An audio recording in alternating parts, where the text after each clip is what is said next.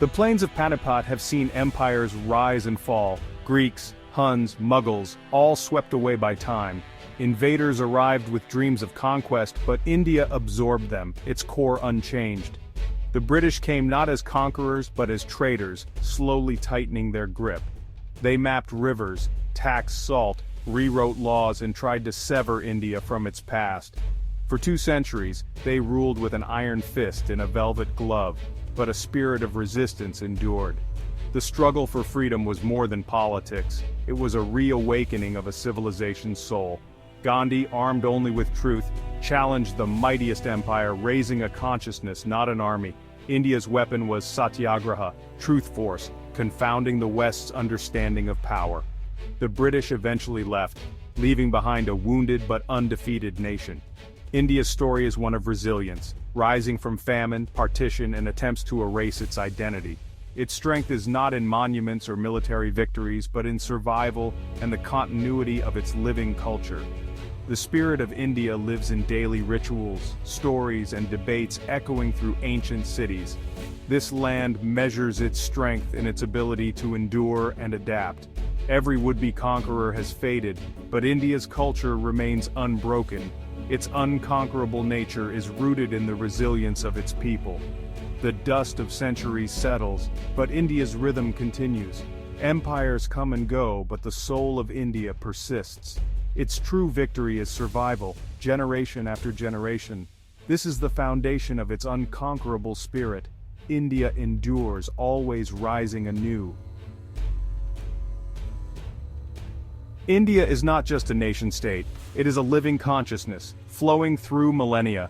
Its identity transcends borders, armies, and flags, rooted in a shared spiritual and philosophical heritage. This consciousness is fluid, resilient, and endlessly adaptable. India absorbs influences yet never loses its essence. Western minds see nations as fixed, defined by power and borders. But India is a tapestry, languages, faiths, traditions, woven into a single, vibrant whole. Diversity is not a weakness, but the source of India's strength. To conquer India, one would have to extinguish a consciousness alive in over 1 billion hearts. India is a great river, fed by countless tributaries, Persian, Greek, Mongol, European, yet always itself. It integrates, assimilates, and transforms outside forces into its own narrative. This is a victory of culture and philosophy, not of arms. The West came to conquer a land but encountered a civilization. They tried to change India but were changed themselves. India's power is patient, subtle, and rooted in timeless wisdom. It thinks in centuries, not in quarters. Empires rise and fall, but India's consciousness endures. You cannot lay siege to an idea. You cannot colonize a civilization's soul. India's strength is its unbroken living idea. This is why India cannot be defeated. The West saw poverty in India, missing its simplicity and spiritual depth. Judged by Western metrics, GDP, skyscrapers, India was labeled underdeveloped. This was a profound misunderstanding, used to justify colonial exploitation. When the British arrived, India's economy was thriving. When they left, it was depleted. They dismantled industries, drained wealth, and claimed to be saviors. But India's true wealth was never in gold or infrastructure. It was in its people, its wisdom, its ancient texts, and its holistic sciences.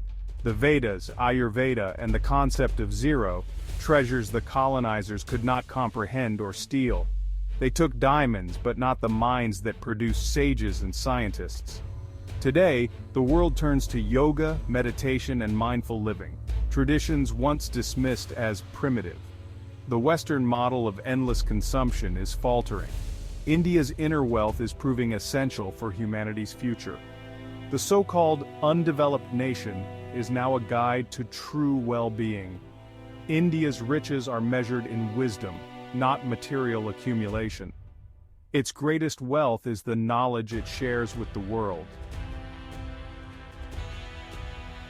The British sought to control not just India's land, but its mind. They tried to erase heritage, belittle Sanskrit, and rewrite history. Artifacts were looted, traditions suppressed, and a generation taught to be ashamed of their roots.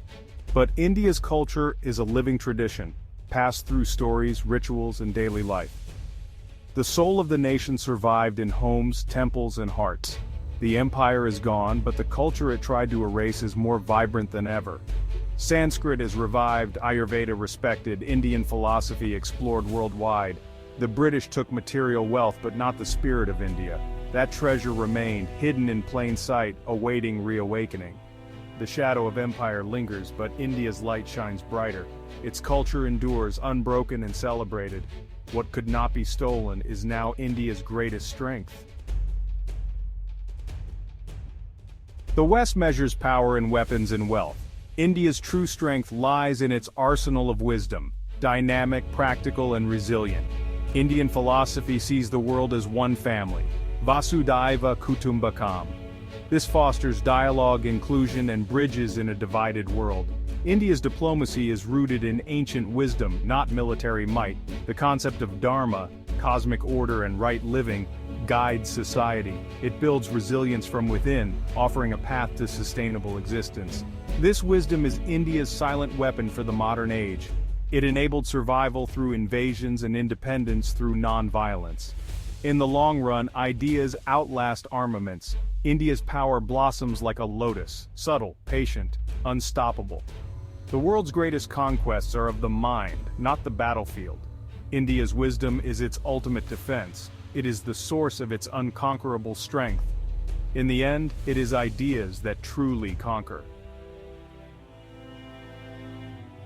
The flow of culture is reversing. India's influence is sweeping the world. Yoga, once dismissed, is now a global phenomenon, bringing not just fitness, but inner peace.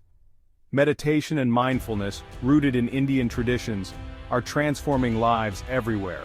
Ayurveda is gaining recognition as a holistic health system. This is not a passing fad, but a shift in global consciousness. India exports its culture with confidence, not imitation. Bollywood, cuisine, and textiles are celebrated worldwide. India's soft power is a voluntary embrace, not a forced adoption. The world chooses Indian culture for its depth and wisdom. This is a conquest of hearts and minds, not territory. India enriches, rather than dominates. Its cultural victory is profound and lasting. A new India rises, embodied by a confident global generation. They are leaders in technology, science, and business, ambitious and connected. They shatter old stereotypes, blending modern success with ancient values. There is no contradiction between coding and chanting mantras, between innovation and tradition. This generation is reclaiming identity with pride, looking inward for inspiration. They rediscover language, textiles, and philosophy, wearing their heritage as a badge of honor. Cultural confidence fuels India's resurgence and creativity. They are not westernized but globalized, traditional yet modern, spiritual yet scientific. The wisdom of millennia guides their vision for the future. They seek not domination but contribution and innovation. This is the new face of India, quietly changing the world. A force the West cannot defeat because it cannot define. India's strategy has never been conquest but transformation. The ultimate victory is not over others but over oneself. The great battles of Indian tradition are internal, between ignorance and enlightenment. The goal is moksha, liberation from suffering. India seeks to elevate itself, inspiring others by example. Its influence spreads through awakening, not coercion. This inner resilience allowed India to survive invasions and outlast empires.